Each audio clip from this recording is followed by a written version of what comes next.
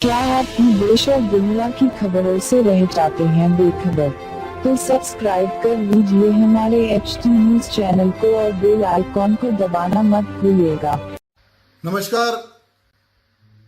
अभी अभी एक न्यूज आई सो है मेरे पास कि नागरिकता संशोधन बिल के खिलाफ जो भारत देश का खाकर भारत देश से गद्दारी करने वाले कुछ भारत देश के गद्दार चार मीनार से लेकर गोशा महल तक एक रैली निकाल रहे नागरिकता संशोधन बिल के खिलाफ।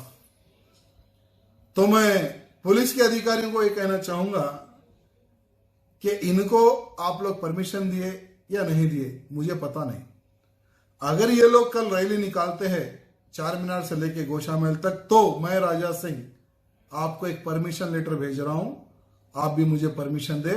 गोशा महल से लेकर मैं भी चार मीनार तक नागरिकता संशोधन बिल के समर्थन में मैं रैली निकालना चाह रहा हूं। अगर ये लोग कल विदाउट परमिशन भी निकालते तो विदाउट परमिशन रैली निकालना मुझे भी आता है। I am ready.